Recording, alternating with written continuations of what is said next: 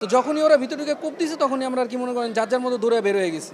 মুখে গামছা পেঁচানো ছিল এবং বোরকা পরা ছিল আর কি। হত্যার পরিকল্পনা চলতেছে, ওকে বিভিন্নভাবে হুমকি দামকি দেওয়া হয়েছে। আমরা জীবন দিব কিন্তু জুলাই দিব না। তারাবির নামাজ পড়ে আমরা দুজন মিলে চার দোকানে ঢুকছি চা খাইতে আর কি।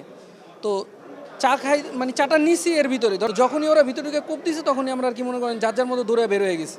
হুমকি ছিল ও জানি সাক্ষী না দেয়, ঠিক আছে, ও সাক্ষী দিলে ওর সমস্যা হবে এই আর কি। এটা তো নির্দিষ্টভাবে আমি বলতে পারবো না, এটা যে ভিকটিমও জানে না। ওরা এটা অনেক দিন যাবৎ প্ল্যানিং করে এই কাজটা করছে, সেটা বুঝতে পারছি, কারণ ওরা অনেকক্ষণ যাবৎ মনে হচ্ছে ফলো করতেছিল। কারণ ফলো না করলে এরকম মিলি সেকেন্ডের ভিতরে ঢুকা, এবং মুখে গামছা পেঁচানো ছিল এবং বোরকা পরা ছিল আর কি। না, এর আগে জিটি করা হয়নি, আমরা বিষয়টা ওরকমভাবে আমরা আমলে নিয়ে নিই আর কি। এখন আমি একটু যদি একদিন পিছনে যাই, গতকালকে আমাদেরই দুজন বড় ভাইকে আপনার হাতে কোপ দেওয়া হয়েছে। ওই গ্রুপ আর এই গ্রুপ আমরা ধরতেছি একই লোক, বুঝতে পারছেন বিষয়টা? তো গতকালকে যারা এই ঘটনা ঘটাইছে তারাই আজকে এই ঘটনা ঘটাইছে। আমরা বিচার চাই, আমরা জীবন দিব কিন্তু জুলাই দিব না।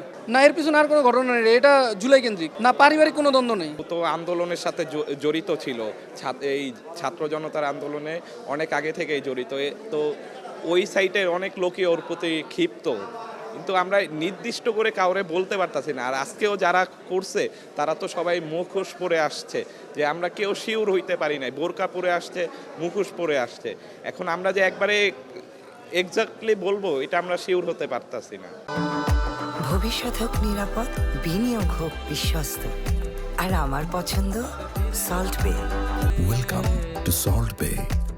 ছোটো জায়গা আছে, যে ওই জায়গাটা দখলে নিতে পারলে এই এলাকায় ছোটোখাটো দোকানপাট বসে, ওইগুলোকে নিয়ন্ত্রণ করা যায়। তো এইটা নিয়ে তো গত 1-1.5 বছরে চেষ্টা হয়েছে বিভিন্ন গ্রুপ, যেহেতু কোনো ফিক্সড কর্তৃপক্ষ ছিল না, বিভিন্ন গ্রুপ দখলে নেওয়ার। তো এই যে নির্বাচনের পরে আবার হয়তো একটু মাথা চারা দিয়ে উঠছে, এই আধিপত্যকে কেন্দ্র করেই মূলত এই যে এই জখমের ঘটনাটা ঘটেছে। সাথে সাথে আমাদের টিম পাঠিয়েছি এবং কারা এটা ঘটিয়েছে আমরা ইতিমধ্যে আইডেন্টিফাই করে ফেলেছি। আমরা ওই যে আসামি ধরার স্বার্থে হয়তো নামটা রিভিল করতেছি না, আমরা দ্রুত ধরে ফেলবো, যেহেতু আমরা জানেন যে গত 2 দিনে যত ঘটনা ঘটছে ইতিমধ্যে আমরা সবাইকে ধরতে সক্ষম হয়েছি এবং ইতিমধ্যে আপনাদের সামনে উপস্থাপনা করেছি। তো আমাদের পরবর্তীতে হঠাৎ করে গত 2 দিন ধরে কেন মোহাম্মদপুর আবার আলোচনায় আসলো, এটা নিয়ে আমরা কিন্তু ইতিমধ্যে আমাদের ডিসি মহোদয়, আমাদের ওসি এসি সহ সবাই মিলে আমরা ইতিমধ্যে বসেছি, মিটিং করেছি। আমাদের যেটা মনে হলো যে যেহেতু গত 1 মাসে আমাদের সকল বাহিনী, পর্যাপ্ত সংখ্যক আইন শৃঙ্খলা বাহিনী উপস্থিত থাকার সুবাদে এরা দীর্ঘ সময়ে গা ঢাকা দিয়েছিল, সেক্ষেত্রে এটা ছিল আমাদের একটা বড় সফলতা।